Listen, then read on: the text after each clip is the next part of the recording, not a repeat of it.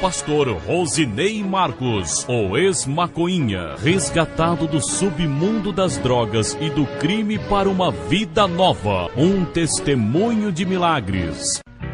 Eu quero saudar a todos com a paz do Senhor e quero ler neste momento o versículo bíblico que se encontra aos Romanos, capítulo 8 e versículo 1, que nos diz assim: portanto agora nenhuma condenação há para os que estão em Cristo Jesus, que não anda segundo a carne, mas segundo o Espírito.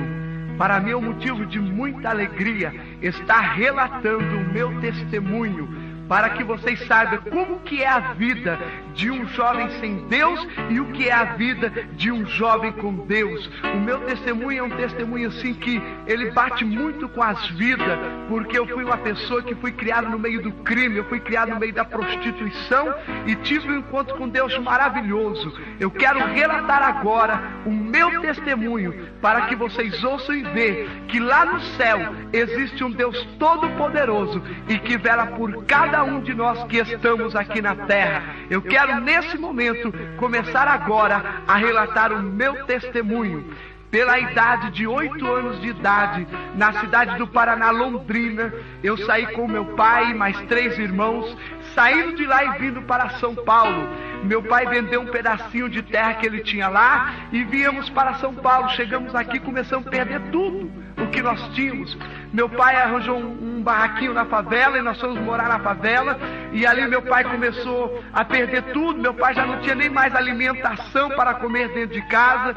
E de repente meu pai chegou na firma conversando com seus amigos. Ali na firma Rodrigues Lima, é uma firma de construtora. E ali ele conversando com os amigos dele disseram para ele: olha, por que você não faz o seguinte, coloque seus filhos na FEBEM, que lá na FEBEM eles vão aprender a ler, eles vão aprender a escrever, eles vão poder ter educação ali, tudinho ali. Por que você não coloca ele lá? E meu pai chegou em casa e dialogou com a minha mãe, conversando com a minha mãe, e minha mãe disse assim: olha, o único que não aguenta passar fome é o Rosinei Marcos, ele é o mais pequeno de todos, vamos colocar ele na FEBEM. E meu pai ali com 9 anos de idade me colocou na FEBEM. Aos 10 anos de idade, eu já era viciado em maconha. Eu já traficava cocaína ali dentro da própria FEBEM. E ali dentro o diabo começou a se crescer dentro de mim. Ali dentro o diabo começou a trabalhar na minha vida. E ali dentro eu começava a fugir da FEBEM e sair para a rua.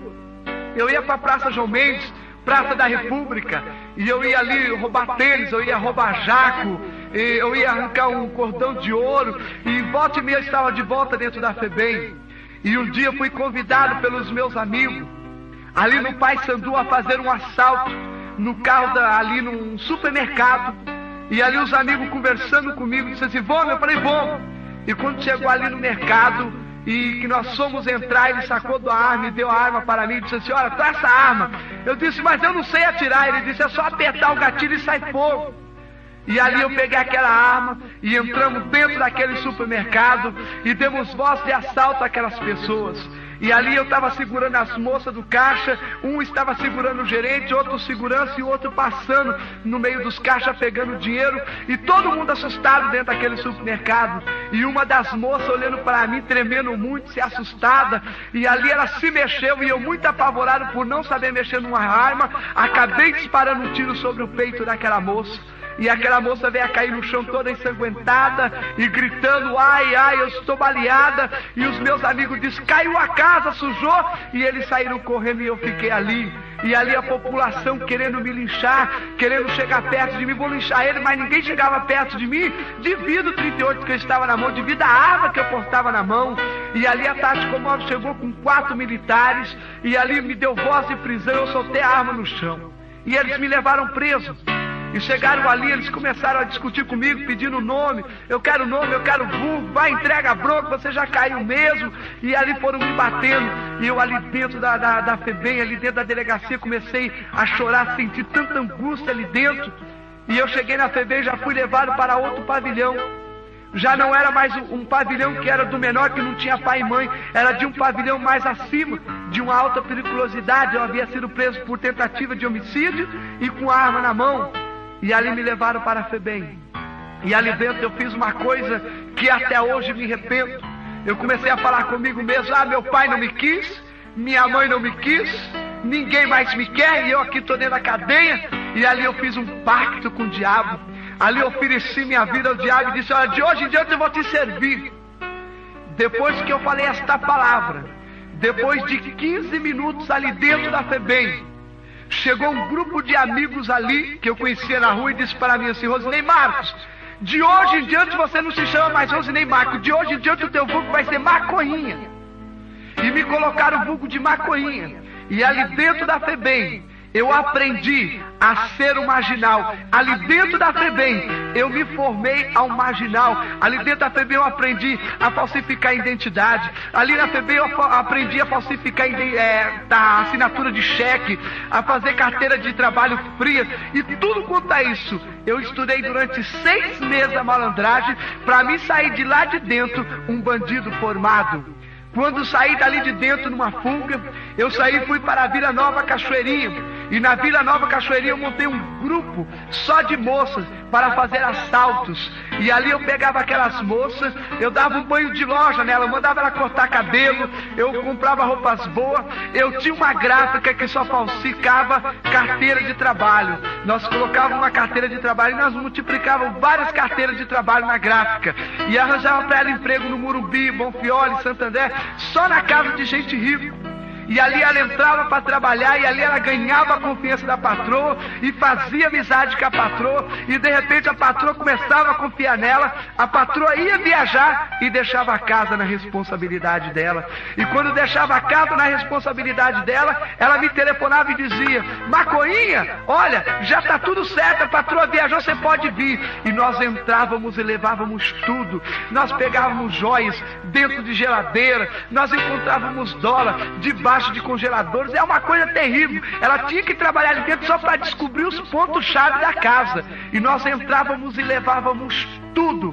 Nas cortinas, nas barras das cortinas, nós encontrávamos pedaços de ouro, nós encontrávamos barra de ouro, nós limpávamos tudo. Quando nós aplicávamos o golpe no Morumbi, a gente saía do Morumbi e ia para o Bonfioli. Quando a gente saía do Bonfioli, nós íamos para Santo André, para que nunca a polícia descobrisse o que nós estávamos fazendo.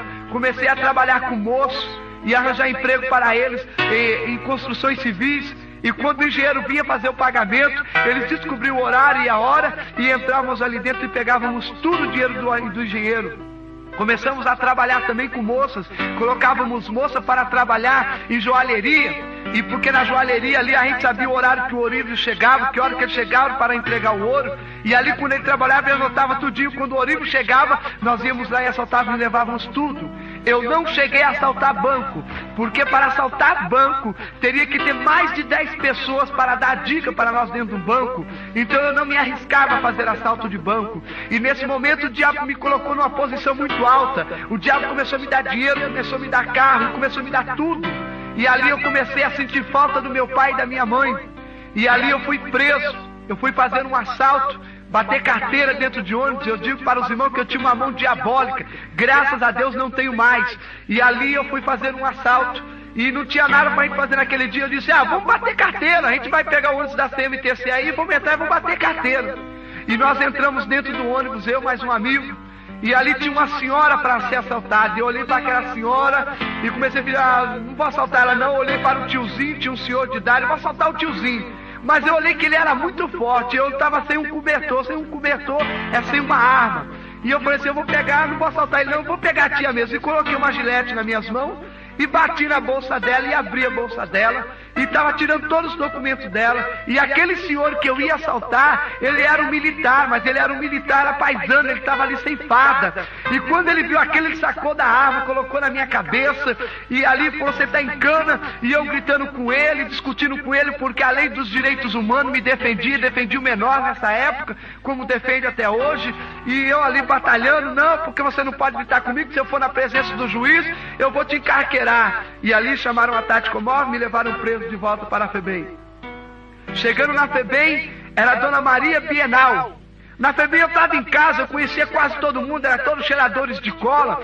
Quantas vezes nós não íamos comer comida de lixo? Quantas vezes o diabo nos dava tudo e de repente nós não tínhamos nada, porque nós tínhamos que ir para a porta de restaurante comer comida de lixo. É o que o diabo faz com o ser humano sem Deus. Quando a gente está sem Deus, é o que o diabo pega, ele pega e joga lá embaixo a gente e depois ele sobe lá em cima. dizendo, ó, a semelhança de Deus jogada lá embaixo. Mas ele esquece que Jesus Cristo morreu na cruz do Calvário por nós.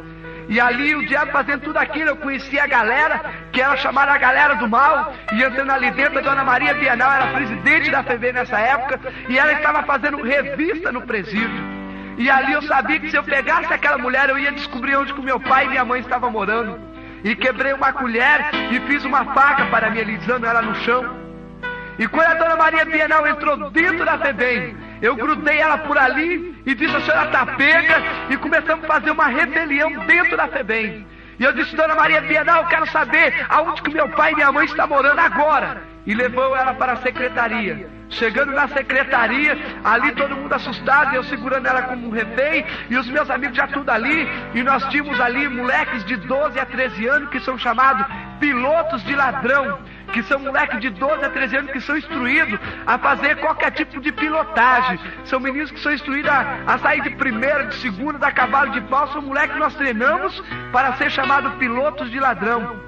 E ali nós tínhamos aqueles meninos, e nós pegamos a Dona Maria Bienal, eu peguei os documentos aonde que provava que meu pai e minha mãe estavam morando. Meu pai e minha mãe estavam morando no município do Imbu, no Santa Teresa. Saímos dali fugindo, abandonamos a Dona Maria Bienal no Paissandu, e fugimos dali e fomos parar no município do Imbu. Quando cheguei ali no município do Imbu, que eu fui procurar onde que meu pai e minha mãe estavam morando, eu cheguei naquele lugar, naquele barraco, vi a minha mãe, vi os meus irmãos, e vi o meu pai naquela miséria, ele sem nada. E cheguei com meu pai e falei, pai, o senhor me colocou na FEBEM, e hoje eu estou trabalhando, eu estou numa firma boa, e eu tenho um dinheiro aí, eu vou pegar esse dinheiro e vou dar para o senhor. E ali fui até a Vila Nova Cachoeirinha, catei o dinheiro que estava comigo, catei uma quantia X, e entreguei na mão do meu pai, pensando que nós íamos sair daquela vida, daquela miséria. Mas foi tudo ao contrário. O diabo começou a lançar na minha mente, a sua mãe não vai poder trabalhar, o seu pai não vai poder trabalhar, quem vai dar emprego para a sua família? E o diabo lançou na minha mente, lança o seu pai, lança a sua mãe na vida do crime. E eu peguei, lancei minha mãe, lancei o meu pai na vida do crime, abandonei a minha quadrilha na Vila Nova Cachoeirinha e vim para aqui em São Paulo, ali no Imbu, e comecei a trabalhar com meus familiares. E agora comecei a sair de dentro do Brasil e ir para o Chile e Bolívia. E eu começava a sair do Chile e Bolívia a trazer a cocaína para dentro do Brasil. E comecei a passar a cocaína aqui dentro. E de repente comecei a lançar todos os meus familiares na vida do crime. Tudo que eu aprendi eu comecei a passar para eles. E dali a pouco começamos a ver, nós estávamos lá em cima. Nós morávamos no município do Imbu, e os meus vizinhos tudo olhavam para nós e diziam, nossa, que moços bonitos. Chegava para minha mãe e dizia, nossa, que moço bonito, que seus filhos são tão educados. Mal sabia eles que dentro da minha casa era verdadeiramente o diabo que reinava. Eu espanqueava minha mãe, eu espanqueava meu pai, eu dizia, você tem que viver debaixo do meu pé. E tudo que eu mandava eles fazer, eles tinham que fazer. Era verdadeiramente uma vida de aparência, porque dentro deles, dentro de nós, era uma vida diabólica, era uma vida sem paz, uma vida sem alegria. Nós não tínhamos comunicação, era um agredindo o outro. Eu agredindo meu pai me agredindo. Surgiu um convite, vamos fazer um assalto no carro da Souza Cruz. E eu disse para o meu irmão, ele tem o nome de vulgo, Diabo Loiro. E eu disse, ó, Diabo Loiro, eu não vou nesse assalto não, porque deve ter algum investigador, deve ter algum militar, e se eu for e a casa cair, você sabe que quem mexe com cocaína, a Polícia Federal entra, e não vai dar certo não. E ali meu pai conversando, dialogando, eu falei, eu não vou nesse assalto. Mas o meu irmão, por nome de vulgo, Diabo Loiro, disse, eu vou. E ele foi nesse assalto. E quando ele chegou nesse assalto, que eles pegaram o carro forte da Souza Cruz, que eles pegaram ali aquele dinheiro, que eles abriram o carro, era o triplo do dinheiro que tinha lá dentro. E a raiz da amargura agora, que era o dinheiro, começou a reinar dentro daqueles corações. Meu irmão pegou, alugou um carro aqui e foi embora para o Rio de Janeiro. E agora a quadrilha começou a se levantar contra o outro. O diabo colocou a gente lá em cima. E agora ele estava puxando o nosso tapete. Nós tínhamos tudo. E começou agora nós se encontrar, eu e os meus amigos. É o seguinte, se você nos dividir o dia, nós vamos sentar o dedo em você, nós vamos armar a boca de laje para você, nós vamos te derrubar. E era uma gíria, e era uma conversa diabólica. E eu e o Fernando e o Luiz, nós éramos 3 amigos, e nós fomos jogar snook no bar. E chegando ali no bar, eu estava ali dentro do bar, quando eu peguei o taco para jogar snook, o meu amigo, o Serginho, Era um amigo que sempre ia comigo em qualquer tipo de assalto, porque se a polícia me prendesse, ali eles poderiam fazer alguma coisa, ali ele poderia avisar meu pai, ele poderia avisar minha mãe. E naquele momento, aí eu estava dentro do bar, o sargento chegou e disse para mim: Macoinha, sai para fora que eu quero trocar ideia com você. Eu olhei para o Luiz e olhei para o Fernando, e num simples toque de abrir o meu jaco, eu estava dizendo para os meus amigos: olha, eu vou atirar no cara e vou sair correndo. E nesse momento, eu comecei a sair devagar de dentro do bar, e com uma arma na cintura, ali eu peguei, quando enfiei a mão dentro do jaco, para sacar a arma, para atirar nele, ele mais prudente do que eu, sacou da arma e deu um tiro nas minhas costas. E eu comecei a gritar: Luiz e Fernando, socorro, estou baleado. E ali começou a se travar um tiroteio, e eu disse para ele: olha, eles estão em 2, e nós em 3, vamos defablar eles 2 agora, detona eles. E começou a se travar um tiroteio.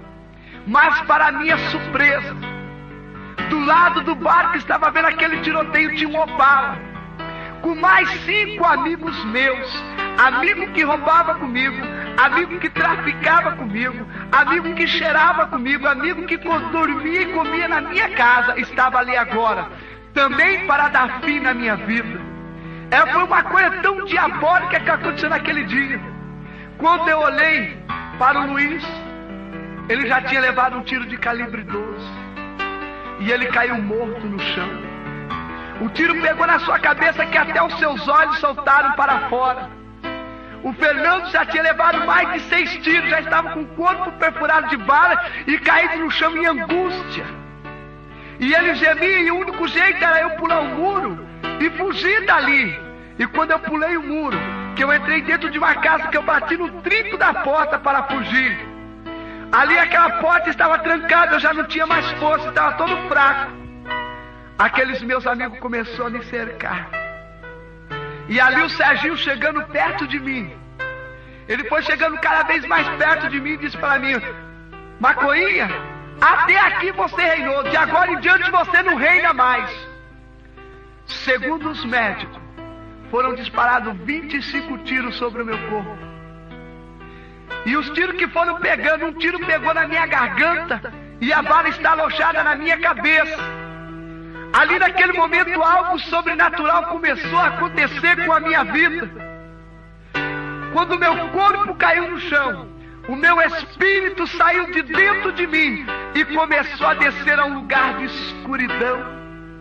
Naquele momento que o meu espírito saiu de dentro do meu corpo e que começou a descer a um lugar de escuridão, eu comecei a lembrar em tudo que tinha acontecido comigo e o que estava acontecendo. Mas naquele momento, ninguém poderia mais fazer nada por mim. E eu comecei a lembrar de Oxóssi, de Ogã, o que eu tinha sido dentro do terreiro de Umbanda. Aí comecei a lembrar dos guias, dos caboclos, mas ninguém poderia mais fazer nada por mim. E eu comecei a descer naquele lugar de escuridão, tremendo aquela agonia. E eu cheguei perto do Luiz e do Fernando. E ali, nós ali naquela agonia, e naquele momento o meu pai correu para o hospital. Chegou no hospital, o médico disse: olha, o seu filho entrou em óbito e ele já está morto, e o corpo dele já foi levado para o Instituto Médico Legal, no Hospital das Clínicas. Meu pai saiu e correu para o Hospital das Clínicas, chegou no Instituto Médico Legal, conversando com o médico legista e dialogando com o médico legista. O médico legista falou: o seu filho está aqui, eu vou mostrar o corpo do senhor para ele, mas o senhor não se assusta não. E entraram ali dentro e o médico pegou e mostrou meu corpo. Meu pai nem reconheceu como que estava o meu corpo, todo perfurado de bala. Meu pai chegou para o médico e disse: doutor, eu preciso fazer a autópsia do meu filho hoje ainda. E o médico legista disse para ele: ó, nós não podemos fazer autópsia, porque se a gente for fazer autópsia nele agora, só depois de 24 horas. O seu filho entrou aqui assassinado, então ainda nem tiraram foto do corpo dele ainda, e nós precisamos fazer um monte de trajeto aqui de documentos, e nós não podemos mexer nele. Mas o dinheiro compra tudo, o dinheiro compra fama, o dinheiro compra carro, o dinheiro compra boa estabilidade. E meu pai sacou do dinheiro ali e deu para o médico ali legista e disse: olha, doutor, eu preciso fazer essa autópsia hoje, mexe nos documentos aí, conforme ele já tinha entrado 24 horas aqui. E o médico aceitou: bom, eu vou fazer isso mesmo. E fez tudo aquilo. Pegaram o meu corpo, colocaram na mesa do Instituto Médico Legal ali. O médico começou a pegar o bisturi e começou a abrir a minha barriga. E nesse momento que ele começou a abrir a minha barriga, eu lá embaixo naquele lugar de escuridão, meu espírito gemendo, eu escutei uma voz que dizia assim: eu tenho uma obra na vida deste varão. E naquele momento que eu escutei aquela voz, vinha descendo um ser celestial, um ser todo de branco. E naquele momento eu comecei a olhar para o Luiz e o Fernando. E o Luiz e o Fernando começaram a entrar para um lugar de escuridão, a qual eu não entrei. E naquele momento o anjo do Senhor chegou perto de mim e disse: varão, retorna para o teu corpo, mas não te preocupa de que maneira vai estar o teu corpo. Naquele momento que o meu espírito começou a voltar dentro do meu corpo, que começou a entrar dentro do meu corpo, ali eu comecei a sentir as dores do homem natural. Quando eu comecei a mexer a mão e comecei a abrir os olhos, os médicos recalaram os olhos em cima de mim e disseram: calma aí, esse moço está morto, mas ele está vivo. E começaram a discutir. E na hora que eu abri os meus olhos, o médico legista estava com o meu estômago nas mãos. E ele assustado ali olhando para mim. O outro dizia: não, ele entrou aqui em óbito. O outro: não, ele poderia ter entrado em coma. E todo mundo começou a ficar assustado ali dentro do Instituto Médico Legal. E o meu estômago na mão, ele soltou. E ali aquele susto, todo mundo agitado. Mas Deus, quando tem um plano na vida de uma pessoa, Ele sabe trabalhar. E ali dentro tinha um crente e tinha um senhor. E aquele senhor chegando perto de mim disse: moço, eu não sei para onde você vem e nem para onde você vai, mas eu quero te dizer uma coisa: você quer aceitar a Jesus? E eu disse: quero. E aceitei a Jesus. Naquele momento os médicos legistas começaram a chegar perto de mim, passar esparadrapo na minha barriga. E quando eu olhei para o chão, eu vi a minha perna caída. O médico legista chegou a chutar a minha perna para debaixo da máquina, para que eu não visse a minha perna. E ali começaram a passar esparadrapo e me levaram para o hospital ali encostado às clínicas e começaram a mexer em mim, mexe para lá, mexe para cá. Quando eu voltei daquele hospital, eu havia perdido as minhas duas pernas, perdido o meu estômago e a parte dos dentes meu superior, da parte de cima, eu perdi todos. Eu fui para o Hospital Einstein aqui no Morumbi, em São Paulo. O médico ali, tudo que ele pôde fazer, ele fez. E me colocaram um estômago artificial.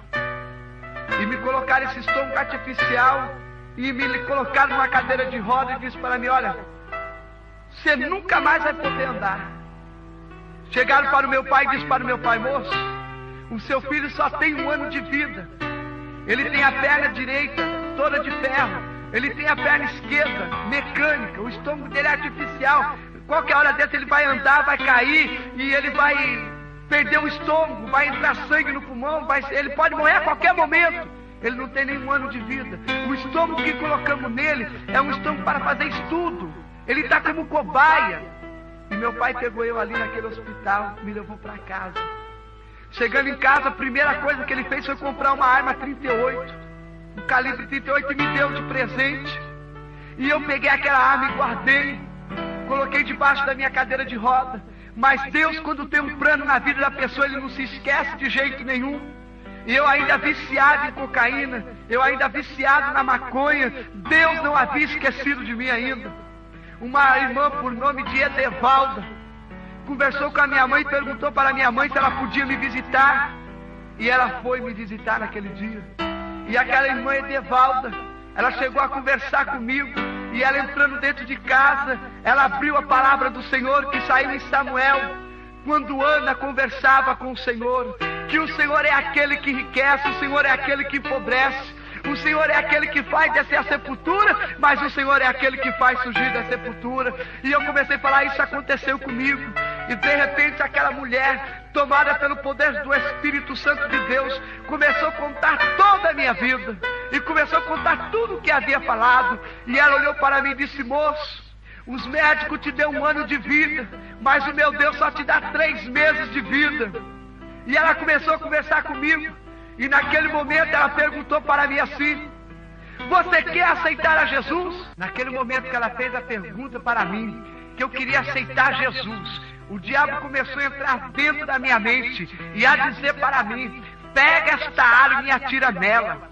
Pega esta arma que está na sua cadeira de roda e atira nela. E naquele momento, o diabo trabalhando na minha vida, aquela mulher, ela pegou aquela Bíblia dela, que estava na mão dela, fitando os olhos em mim, e disse assim: moço, a tua arma não é mais poderosa do que a minha. E me mostrou a palavra do Senhor. Naquele momento eu caí no chão, em legiões e legiões de demônio.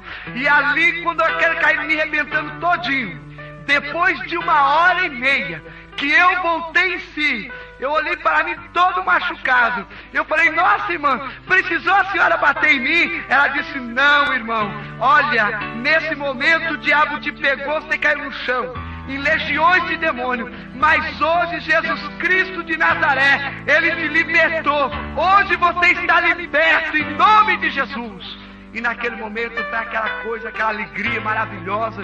E ali aquele trabalhar de Deus muito bonito. Minha família tudo contente, tudo alegre. Me pegaram e começaram a me levar para a igreja.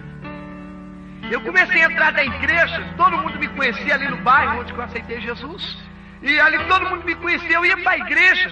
E quando eu entrava dentro da igreja, na cadeira de rodas, todo mundo olhava para mim. Tinha algumas crianças que chegavam até a dizer: ele parece um extraterrestre. Eu era feio, magro, racrítico, meus nervos já estavam todos atrofiando, perna mecânica, a perna direita toda com ferro, aquela coisa diabólica todo o meu corpo, aquela coisa terrível, todo torto. E ali comecei a ficar uns dias congregando na igreja. E o meu pastor chegou para mim e disse assim: irmão Rosinei Marcos, olha, você chega aqui na igreja, todo mundo ri, todo mundo fala de você, mas olha, eu quero fazer uma coisa para você. Eu vou fazer o seguinte, vou colocar 1 mês a igreja em oração e jejum. Ou Deus te recolhe, ou Deus te faz uma grande obra e faz você andar. E colocou a igreja 1 mês de oração e jejum. Com 15 dias eu sou levado ao tanque batismal, ao batismo nas águas. Quem me batizou foi o pastor Firmo, do ministério do pastor João Galdino de Lima, do ministério de Santa Amaro. E quando eu cheguei ali dentro da igreja, o pastor Firmo saiu do tanque batismal, me pegando na cadeira de roda, me pegando no colo. E eu ali, quando ele me pegou no colo, eu falei: quando ele desceu as águas, que eu saí das águas, eu vou sair andando, dando glória a Deus. E o pastor ali desceu, pegou eu no colo, me levou no tanque batismal. E quando ele me desceu, e quando ele me subiu ali, que ele me batizou, que ele me trouxe, não aconteceu nada. E eu fiquei triste. Eu falei: mas Senhor, eu sabia que quando eu saísse do tanque batismal, eu ia sair andando. E o Senhor naquele momento falou comigo: o teu tempo não é o meu tempo, a tua hora não é a minha hora, o teu segundo não é o meu segundo. Aquietai-vos e sabei-vos que eu sou Deus. Aquietei naquele momento com aquela palavra que veio de consolo a mim. Cheguei dentro de casa, na cadeira de roda, triste, aflito. A irmã do círculo de oração chegou na minha casa: irmão Rosinei Marcos, dá para você ir no círculo de oração? Eu digo: vou. Se alguém vir me buscar, eu vou no círculo de oração. E a irmã chegou ali, junto com outro irmão, me pegaram e me levaram para a igreja, no círculo de oração. Naquele momento que eu chegava no círculo de oração, que colocaram a minha cadeira de roda dentro do círculo de oração, Deus tomou uma irmã em profecia, e ela começou a falar em língua estranha, e de repente Deus começou a usar aquela irmã, e aquela irmã me transmitia um recado e dizia para mim assim: varão, te trouxe hoje aqui, para que tu saiba que eu sou Deus. Vou eu te tirar desta cadeira de roda, vou eu fazer uma grande obra na tua vida, mas vou eu pedir para tu fazer algo para mim, e tu vai dizer assim: não vou fazer, mas querendo ou não, tu irás fazer. E cessou-se a profecia. Eu não sabia o que era profecia, eu não conhecia o que era profecia, mas naquele momento eu sentia Deus falando comigo. Naquele momento, colocaram mais para dentro a minha cadeira de roda, e ali aquele ciclo de oração, uma movimentação do Espírito Santo, a coisa mais linda, mais gloriosa. E de repente, igual lá na porta da Formosa: não tenho prata, não tenho ouro, mas o que tenho te dou, em nome de Jesus Cristo, levanta e anda. Levantou 2 irmãs cheias do Espírito Santo, e aquelas irmãs cheias do Espírito Santo, uma ficou do lado e uma ficou do outro, e uma profetizava: meu servo, levanta e anda. Eu dizia: eu não, se eu levantar daqui, meu estômago vai estourar, minha perna mecânica vai cair. Não, E ali a irmã profetizando, dizendo: meu servo, levanta e anda. Eu dizia: não vou levantar e vou andar não. Se eu levantar e eu andar, eu caio. Não, eu vou cair. Eu não tenho as minhas pernas, meu estômago vai estourar. E naquele momento, aquela irmã saindo de lá, daquele banco dela, ela chegou perto de mim, olhando para mim, olho no meu olho. E ela dizia para mim assim: jovem, não sou eu que estou te mandando andar, mas é o Espírito Santo de Deus. Levanta e anda em nome de Jesus. Eu comecei a levantar naquela cadeira de roda. Aí eu comecei a andar. E eu comecei: glória a Deus, aleluia, glória a Deus, aleluia. E comecei a andar. E naquele momento eu recebi o batismo com o Espírito Santo. E comecei a falar em outras línguas. O círculo de oração, que ia acabar cedo, ele foi acabar logo mais depois de 4 horas da tarde. E a movimentação do Espírito Santo era grande. Eu andando, perna mecânica, nunca fiz fisioterapia para andar de perna mecânica. Eu nunca fiz fisioterapia para andar com a minha perna, que ela tem platina e tem ferro. E eu comecei a andar, o meu estômago, tudo que eu comia era comida batida no liquidificador. E ali aquele estômago, eu comecei a sentir tudo normal. As forças, aquela coisa linda que começou a acontecer comigo. Acabou o culto, eu fui para minha casa. Quando eu cheguei na minha casa, andando, meu pai rindo, minha mãe rindo, todo mundo alegre, todo mundo contente, a coisa mais maravilhosa. 2 anos dentro da igreja, trabalhando para o Senhor, indo de um canto para o outro. Com 2 anos que eu estava dentro da igreja, eu estava cantando no grupo de mocidade. Deus usou uma irmã e disse: meu servo, é chegada a hora de tu se entregar à lei dos homens. Tu deve a lei dos homens, tu tem que se entregar. E eu comecei a dizer: eu não, eu fui criado dentro da FEBEM, eu fui criado ali, como que eu vou poder me entregar? Eu não vou me entregar de jeito nenhum. E não me entreguei. O Senhor usou o segundo vaso: meu servo, é necessário que tu se entregue à lei dos homens. Eu disse: não me entrego de jeito nenhum. Começou a falar a terceira vez e disse para mim: meu servo, é necessário que tu se entregue à lei dos homens. Eu disse: não. Corri até o meu pastor e conversei com o meu pastor: pastor, dá mais. Eu chego na igreja, todo mundo fica profetizando que eu tenho que me entregar à justiça dos homens. Eu não vou me entregar à justiça dos homens de jeito nenhum. E se Deus usar mais um vaso, eu vou acabar batendo no vaso. Irmão, eu não vou suportar mais. Se Deus usar mais um vaso, eu vou sentar a mão no vaso. Meu pastor disse para mim: não, se você fizer isso, eu vou te disciplinar, eu vou te excluir da igreja. Você não pode bater no vaso. Deixa Deus falar. E eu falei: não, Deus, não aceito mais. E fui pregar num culto de crianças. Era um culto de criança e eu fui convidado a pregar nesse culto. E quando foi me passada a oportunidade, que eu cheguei no púlpito, que eu saudei a igreja com a paz do Senhor, ali quando eu comecei a querer ministrar a palavra do Senhor, Deus usou uma criança de 6 para 7 anos de idade. E aquela criança começou a falar em língua estranha. E ela veio em direção ao altar, ao púlpito. E Deus começou a usar aquela irmã, aquela criancinha pequena. E aquela criança começou a pular, começou a glorificar o nome do Senhor. Deus tomou a boca dela em profecia e disse para mim: jovem, tu não disse que ia bater no 4º vaso? Bata neste vaso agora. Naquele momento eu comecei a abaixar a minha cabeça, a curvar e a chorar. E ela dizia: hoje, se entrega a lei dos homens, ou tu vai descer à sepultura. Naquele momento, o meu pastor bateu nas minhas costas e disse: Rosinei Marcos, vamos para a delegacia. E eu não podia contar para o meu pai que eu estava indo para a delegacia, porque se meu pai soubesse disso, ia dar problema sério, problema grande, e ia dar muito problema. E eu não podia contar para o meu pai que eu estava indo para a delegacia. Mas ouvindo a voz de Deus, eu fui. E chegando na delegacia, conversando com o delegado ali, conversando, perguntou meu nome. Eu disse: meu nome é Rosinei Marcos. Ele perguntou o que havia feito, eu comecei a contar. Ele perguntou: você tinha algum vulgo? Eu falei: tinha. Qual era o seu vulgo? Meu vulgo era maconhinha. Eu tinha 2 vulgos, maconhinha e perninha. E ali ele começou: calma aí, mas o maconhinha morreu. Eu disse: olha, o maconhinha morreu, mas o Rosinei Marcos ressuscitou com Cristo. Na hora que eu disse aquela palavra, aquele delegado, ele ficou irado com aquela palavra, chamou 2 militares na cela, me algemaram e me levaram preso. E eu fui levado para a cadeia. Cheguei na cadeia, comecei a chorar. Deus usou uma irmã em profecia, disse assim para mim: meu servo, eu tenho um plano contigo dentro da cadeia somente de 1 ano. Eu quero você dentro da cadeia somente 1 ano. Eu fui levado para a Praça João Mendes. E ali, perante o fórum, perante um juiz e um júri popular, me condenaram a 3 anos e 8 meses de cadeia. E eu comecei a lutar: mas Senhor, tu disse 1 ano, e agora eu sou condenado a 3 anos e 8 meses. Eu não aceito isso, não aceito de jeito nenhum. E comecei a não aceitar. E fui levado para a casa de detenção no Pavilhão 9, aqui em Santana. E quando eu entrei no Pavilhão 9, eu já não era mais o velho homem, eu era um novo homem. E ali os presos já começaram a me bater, a me espanquear, não poderia ser mais o velho homem. Quando eu ia agir, o Espírito Santo brandava: porventura é esse o velho homem ou o novo homem?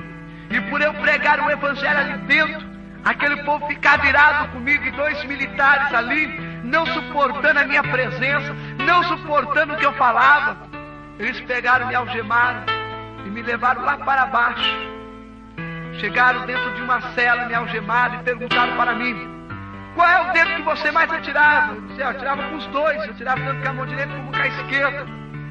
E ali ele, pegando um alicate, ele disse assim: olha, eu vou arrancar essas 2 unhas para você saber o que é dar um tiro numa pessoa. E começou a falar tantas coisas, e eu comecei a me assustar e a gritar: Senhor, ele vai arrancar minha unha, e agora? E quando ele pegou o alicate para arrancar minha unha, o Espírito Santo de Deus disse para mim: tu não vai sentir dor nenhuma. Ele pegou a primeira unha e arrancou, ele pegou a segunda unha e arrancou, e ali o sangue desceu na minha mão, e ele começou a ficar assustado e olhando para mim. Ele disse: moço, você tem pacto com o diabo. Eu disse: não, o meu pacto é com Jesus Cristo de Nazaré, é com o Senhor do Senhor, com o Rei dos Reis. E quando eu disse aquela palavra, eles se assustaram e saíram correndo e me deixaram ali. Depois outros militares vieram, me tiraram dali e me levaram para a cela. E eu comecei a chorar: Senhor, 4 meses aqui dentro, sendo espanqueado, chorando, com as minhas unhas arrancadas. E agora, Senhor, o que vou fazer? Me tira daqui! Com 4 meses que eu estava na casa de detenção, chegou um documento que eu deveria voltar para o município do Imbu e cumprir meu restante de pena ali dentro no presídio do Imbu. E tiraram eu da casa de detenção e me levaram para o município do Imbu. Ali, com 4 meses que eu fui transferido, eu fui para o presídio do município do Imbu. Cheguei no município do Imbu, 4, 5, 6, 7, 8, 9, 10, 11 meses. Estou dentro do presídio do Imbu com 11 meses, cantando aquele hino. Era um pecador, andava sem Jesus, não tinha esperança nem divina luz. E cantando aquele hino ali, pregando, tinha pregado o evangelho. Entrou 2 militares, e aqueles militares entraram e abriram a porta. Houve aquele barulho, crac, crac, que abriram. E ali os 2 militares iam trazendo, e no meio daqueles militares estava o Serginho, o jovem que havia dado o primeiro tiro em mim, que disse assim: até aqui você reinou, de agora em diante você não reina mais. E quando ele entrou com os militares, o militar jogou ele dentro do presídio, que ele olhou para mim e disse assim: Macoinha, eu te matei. Eu falei: você matou o Macoinha, mas o Rosinei é nova criatura com Jesus Cristo. E ali começou aquele pânico dentro do presídio. Eu tinha que dormir de dia para ficar a noite toda acordado, porque não sabia o que ia acontecer. E começou a aparecer os rumores ali dentro: vai haver uma rebelião, o Serginho está montando uma rebelião. E eu comecei: Senhor, e agora o que vai acontecer? E comecei a interceder. Mas quando o carcereiro entrou para dar alimentação para nós, para dar o café da manhã, o Serginho grudou sobre ele, um pegou o militar, 2 armas que estavam ali, uma do carcereiro e outra do militar, e começou a se fazer uma grande rebelião dentro do presídio. E começou a anunciar lá de fora pelas rádios: está havendo uma grande rebelião no presídio do município do Imbu. E as irmãs do círculo de oração que me conhecia, elas começaram a lembrar de mim: olha, o irmão Rosinei Marques está preso lá dentro. E começaram a orar por mim, começaram a interceder por mim. Naquele momento começou a se trazer um tiroteio dentro do presídio. Chegou os comandantes, chegou os tenentes e disse: olha, entra e mata todo mundo que está aí dentro. E naquele momento eu coloquei a minha cara no chão e disse: Senhor, eu era rebelde, mas hoje não sou mais. E naquele momento o Senhor disse para mim: fica-te de pé e fala para o Serginho que eu amo ele. E quando eu ia ficando de pé para falar para o Serginho que eu amava ele, um tiro foi disparado. e pegado perto da minha espinha, chegando a abalar a minha espinha. E eu caí no chão e disse: Senhor, por que isso? Senhor, já levei tantos tiros, por que mais um? E caí no chão chorando. E ali naquele momento o Senhor disse para mim: conheço eu o teu coração e sei que tu prega a minha palavra, mas dentro do teu coração há ódio por essa vida que está aqui dentro. Quantas vezes tu pregou a minha palavra, quantas vezes tu orou pelo enfermo, quantas vezes tu entregou mensagem, mas dentro do teu coração há ódio. E eu permiti isso para que verdadeiramente tu saiba que eu sou aquele que prova aquele que eu amo. E ali naquele momento eu disse: Senhor, e agora o que hei de fazer? Senhor, como que irei fazer? O Senhor falou para mim: levanta-te agora e fala para o Serginho que eu amo ele. Eu disse: Senhor, eu não tenho capacidade, eu estou sangrando, eu estou fraco, eu não tenho condição. Uma mão que eu nunca vi, mas que a senti pelo Espírito. Aquela mão entrou por debaixo de mim e me colocando em pé, frente a frente com o Serginho. E eu disse ali para ele: Serginho, Deus te ama e Ele tem um plano de salvação na sua vida. Naquele momento um tiro é disparado e o tiro pega na sua cabeça e o sangue começa a escorrer pelo seu rosto. E ele levanta a mão e ele diz para mim: Rosinei, eu aceito a Jesus Cristo como meu Salvador. Naquele momento eu levantei a minha mão e disse: Senhor, escreve o nome do Serginho no livro da vida. Nesse momento eu caí de um lado e ele caiu do outro. Eu fui acordar no Hospital Piratininga aqui em São Paulo. Quando eu acordei no Hospital Piratininga, ali estava o meu pastor perto de mim e ele disse: Rosinei, muitos ali foram baleados, inclusive você, mas o único que morreu foi o Serginho. Eu disse: pastor, dê glória a Deus, porque o Serginho partiu deste mundo salvo. E ali, de repente, passando alguns minutos, eu conversando com o meu pastor, chegava o delegado ali dentro. E eu sabia que eu tinha que retornar para a cadeia naquele momento. E começou a me dar angústia e tristeza. E o delegado chegou ali com os documentos e disse: você é o Rosinei Marcos? Eu digo: sim. Ele disse: moço, olha, aqui está um documento nas tuas mãos. E eu disse: que documento é esse? Ele disse: é o teu alvará de soltura. Daqui você não volta mais para a cadeia, daqui você volta para a sua casa. Eu corri no calendário. Quando eu peguei o calendário, se cumpria 1 ano que o Senhor falou comigo, porque diz a palavra do Senhor: Ele não é homem para que minta, nem filho do homem para que se arrependa. Porventura, diria ele, não faria, ou falaria e não confirmaria. E naquele momento, aquela profecia de 1 ano se cumpria na minha vida dentro da cadeia. E ali, quando eu ia saindo, ele chegou para mim e disse assim: olha, você vai sair, mas você toma cuidado. Toda a família do Serginho está pensando que foi você que matou ele dentro da cadeia. E quando você sair daqui, o pessoal vai te pegar. Vai por interior, some daqui de São Paulo por uns tempos. Eu disse: não, doutor, o mesmo Deus que me livrou dentro da cadeia, Ele vai me livrar lá fora também. E comecei a congregar. E eu estava congregando na igreja. Com 15 dias que eu já estava dentro da igreja, chegou uma irmã e disse para mim assim: você é o Rosinei Marcos? Você é o Marcoinha que estava preso na cadeia do município do Imbu? Eu disse que sou. Ela disse: olha, eu vou te falar algo, mas você não se assusta. Eu disse: pode ser. Ela disse: olha, eu sou a mãe do Serginho, aquele rapaz que morreu dentro da cadeia. Eu levei um choque e disse: Senhor, me dê sabedoria para falar com essa mulher. E ali ela contando aquele caso para mim, ela perguntou: Marcos, olha, eu estava na minha casa e eu, quando subi da rebelião, juntei um grupo de irmãs e fui orar. E quando nós estávamos orando, Deus usou uma irmã. E Deus usando aquela irmã disse para mim assim: minha serva, eu vou salvar o teu filho.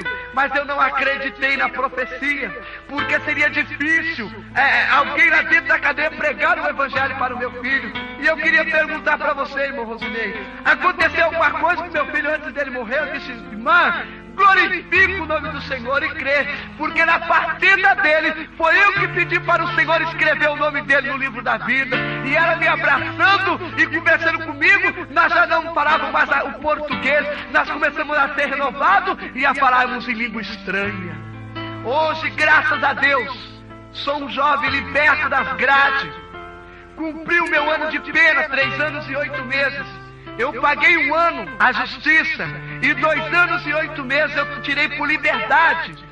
E eu fiquei todo mês indo na justiça e pagando. Hoje, em 95, eu já não devo mais nada à justiça desse país. Hoje, graças a Deus, sou um jovem livre.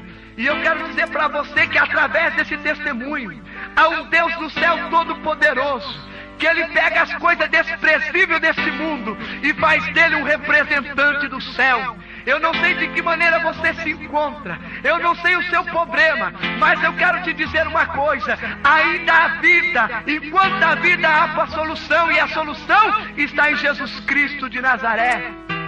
Eu quero deixar um hino para a sua meditação, que vai ser tocado dentro de poucos instantes, que você vai ouvir. Mas eu quero te dizer uma coisa: hoje eu tenho as minhas duas pernas mecânicas, e hoje eu ando para a honra e a glória do nome do Senhor. Eu tenho meu estômago artificial, eu tenho a maioria dos meus dentes, são dentes implantados. Eu era a pessoa mais desprezível, e hoje eu sou representante do céu. Hoje eu sou um ministro da palavra do Senhor. Então eu te digo aonde você está: ainda há solução para o teu problema na face desta terra. E que o Senhor Jesus Cristo te abençoe, e que um dia a salvação possa chegar até a sua casa. Eu deixo esse hino para a sua meditação nesse momento.